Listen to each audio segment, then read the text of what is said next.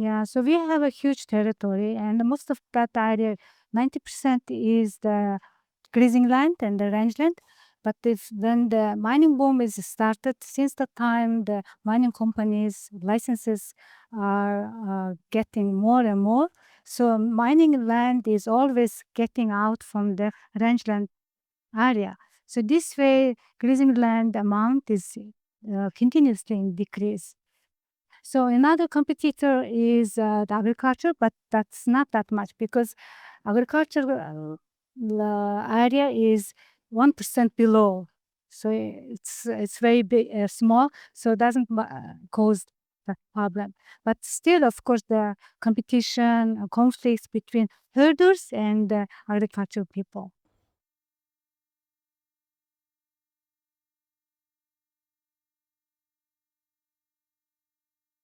One of the challenge what is causing this problem is that the grazing land is public. It's owned by state. Livestock is owned by herders. So these two different owners are there. So it makes a conflict of how to regulate really. Because now we're facing a challenge that the livestock number is growing uh, without any control because the legal environment is very poor and very weak in Mongolia. So we cannot just push herders to reduce their livestock number because of this degradation issues. But we can't just live like today because the state-owned rangeland quality is going and going around down. So this way, after certain time, probably we will not have any natural grassland, what we have today, you know. So that's the problem. Of course, traditionally, we have a long-term tradition on this livestock management. There are some measures that we used to use, and also we are trying to modernize and adjust into this present situation and how to use. This is, the families were using the grazing land in early period, and then even though it doesn't have any certificate that this family owns it, there was the very big acceptance that the local people are accepting that this area is those 10 herders winter area or winter grazing area, spring grazing area. So it's accepted by the locals. So it didn't do any troubles.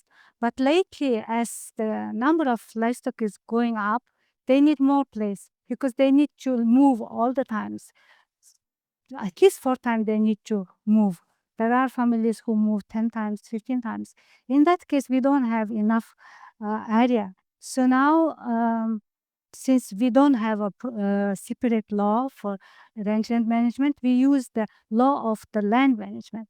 So there is a two issue. One is the herders who are sharing certain area of the rangeland, they can or they can be organized into the community, and they need to plan together, implement together, and monitor together because this is a state-owned property, right? So yeah, that we call the rangeland use agreement. So following this, the groups of the herders, they are making rangeland use agreement that is signed by the local governor. So this is something what helps a little bit at the moment, but of course, how long does it will it take? How long it will be workable? We don't know.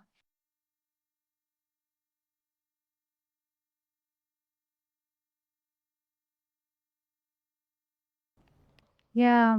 So as described during these programs here, participation is inclusion is very important. So it means that the key herders, herders in general and also women, including, they need to be empowered in different level in the market system, in the economy, in the legal environment. Because today everything is changing. Changes is getting more and more fast. So we need to understand these changes economically and ecologically and socially. Many changes are going now in parallel. So herders need to understand that. So traditional knowledge of management, it needs to be updated also.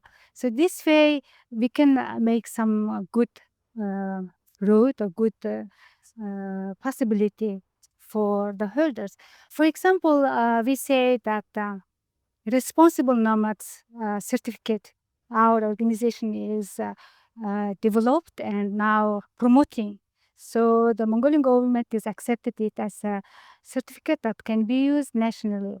So it means that if I wanted to sell one product of livestock or I wanted to export to abroad, that responsible nomad standard should be fulfilled. So this standard having the 5 different indicators. The grazing area should be healthy, livestock needs to be healthy, raw materials should be high quality, environmentally friendly, and breed, it should be local. So these are the criteria.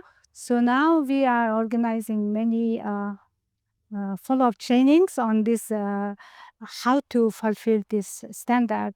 And based on that, what are the factories, what are the buyers and domestic companies who wanted to buy it by the premium price. So we have some success stories that really initiated by the herders' involvement. So I really hope that it will make some changes.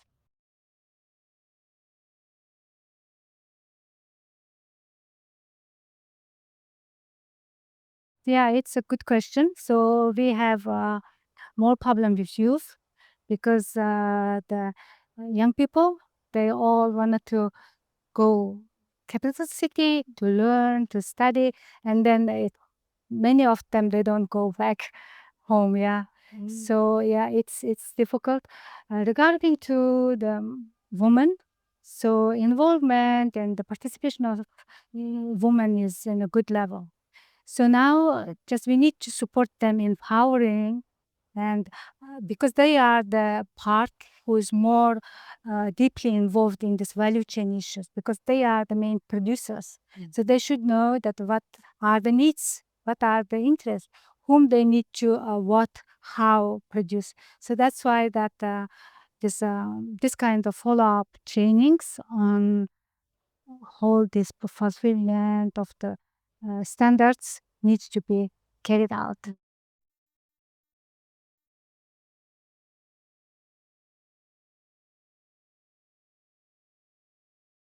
This is the two things. So we are facing with all grazing problem because herders, they wanted to increase their income through having the higher number of animals. So if in one certain areas grazing the high number of animals for longer period, in that case they are not giving chance for the vegetation to regrow. So we need to adjust this grazing pressure, you know. So because of it, the degradation issue is coming. And the other side, there is a climate change impact. So comparing to the other countries, most of countries, Mongolia is one of the country where we can see the more changes, especially the average air temperature is growing up, and the total amount of precipitation in stable or in increased, but the distribution is changed quite a lot. So that makes trouble for the agriculture uh, works. So those two things are in. Most important thing is was that the herders always were understanding that the problem what we are facing, like overgrazing, it's just because of the climate change. If climate change is getting better, in that case, grazing land will be okay. So that was the understanding. But we did quite a lot of research on it. What is the management impact? So there were many studies on that and demonstrated to herders. So today, herders understand that, of course, there is a climate change impact and there is a grazing management impact. But we human being, we cannot adjust that much. We cannot change this climate change issues, but we can make some changes with our management. So that's why that we need to work together on proper planning, the proper management, and getting the good result.